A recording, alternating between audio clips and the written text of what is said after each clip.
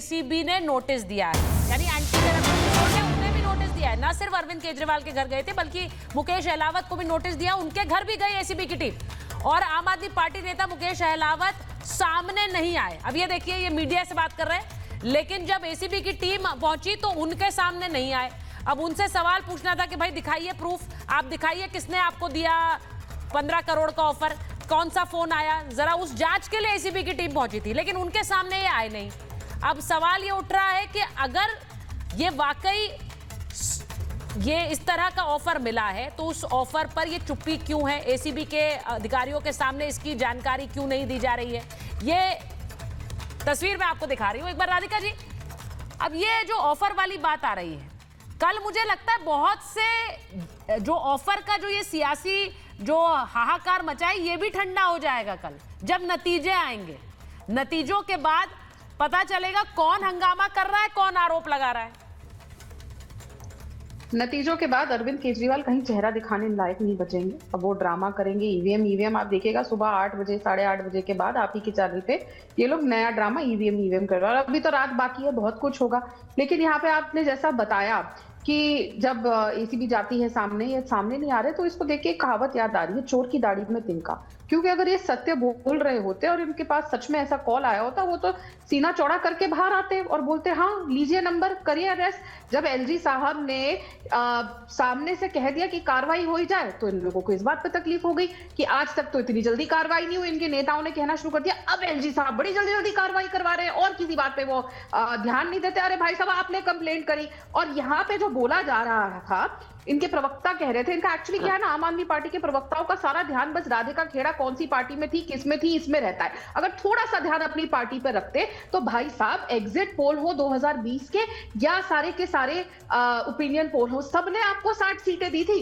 सारे exit poll, एक exit poll नहीं था जिसने आपको 60 सीटें नहीं दी थी। मेरे पास सारी के सारे यहाँ पे है, चाहे जन की बात, एक्सिस माई India, patriotic voter, news x, India news, चाहे कोई भी चैनल का हो, सबने आपको 60 सीटें दी थी। और आप बोल रहे हैं कि हमारे को कभी भी एग्जिट पोल नहीं जिताते। तो ध्यान दीजिए, तो सारे नेता कहते हैं कि एग्जिट पोल में कुछ भी बोल के सीटें निकल जाएंगे। ये राधिका जी कौन सा गणित निकाल कर लाई हैं? वो कह रही हैं कि दी थी आपको 60 सीटें। ये आप लोगों ने मनगढ़ंत कहानी बना दी सारी है। देखिए पहली बात, दो चीज अलग अलग है। पहली बात तो ये है कि राधिका जी को नहीं पता कि एग्जिट पोल कब हुए थे, दूसरी पार्टी में थी। एग्जिट पोल में आम आदमी पार्टी को 2015 अरे भैया दिल्ली से मैं चुनाव लड़ी हूँ 2020 का, आप कौन सी दुनिया में रह रहे हैं? मैं दिल्ली के जलकपुरी से विधायक का चुनाव लड़ी हूँ, मुझे सब पता है 2020 में क्या हो रहा था। राधिका जी आप हर चीज को बेवकूफ क्यों समझते हैं दिल्ली की जनता को?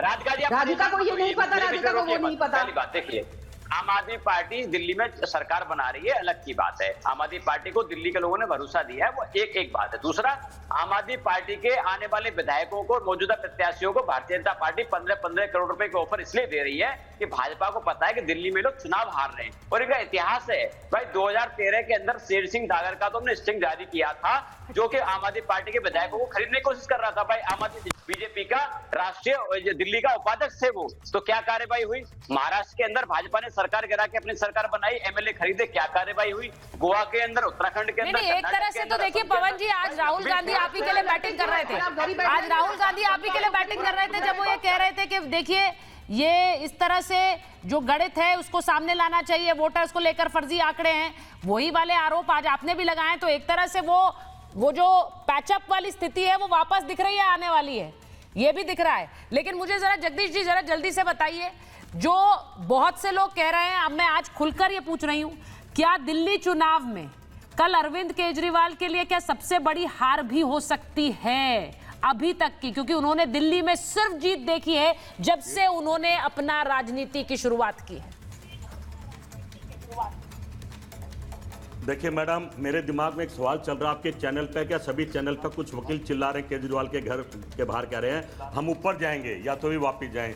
भाई ऊपर मोदी जी बैठे हैं, वो उनकी नहीं सुनेंगे, गृह मंत्री बैठे हैं, इनकी नहीं सुनेंगे, चुनाव आयोग बैठा है, इनकी नहीं सुनेंगे, और उसके ऊपर जाओगे तो कोर्ट बैठा है, इनकी नहीं सुनेंगे। भगवान बचा, मैं सब आप तो सुन रहे हैं, कांग्रेस तो सुन रही है, ठग ली है। और कल केजरीवाल जी गिरेंगे।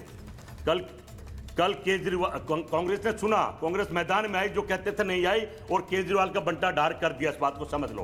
केजरीवाल, तो आप इस बात पर खुश हैं कि आपने अरविंद केजरीवाल का गेम खराब कर दिया? या इस बात से दुखी हैं कि बीजेपी फिर से आ रही होगी दिल्ली में?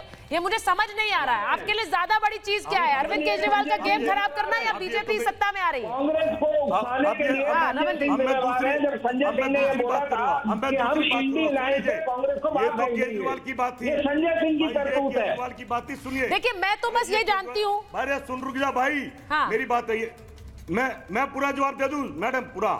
ये तो केजरीवाल की बात थी। अब आ जाइए भारतीय जनता पार्टी पर। भारतीय जनता पार्टी के नेता हाँ। बड़े खुश और बड़े उससे उत्साह से कह रहे हैं। कोई कह रहा है कि वो केजरीवाल 25,000 हारेगा, गृह मंत्री कह रहा तीसरी केजरीवाल दोनों हारेंगे, और ये कह रहे हैं 50, अरे सर उसमें अभी इस वक्त आपके और उनमें फर्क नहीं है। आप भी यही कह रहे हैं कि हार गए, पर आप इस बात में गर्व ले रहे हैं कि हमने उनके लिए स्थिति ऐसी कर दी कि ये हार रहे हैं। अब आप सोचिए आपके लिए बड़ा क्या है, बीजेपी की जीत दिल्ली में या अरविंद केजरीवाल की हार दिल्ली में? आप ये सोचिए। मेरे पास आज समय कम है, मैं बस ये कहना चाह रही हूँ, कुछ ही घंटे बचे हैं, दिल्ली का वर्डिक्ट हमारे सामने होगा। दिल्ली में किसकी सरकार बन रही है, जनता ने किसे चुना है, थोड़ी देर में, थोड़े घंटों में ये बिल्कुल साफ हो जाएगा। और कल हमारे साथ सुबह 6 बजे से जरूर जुड़िएगा। बहुत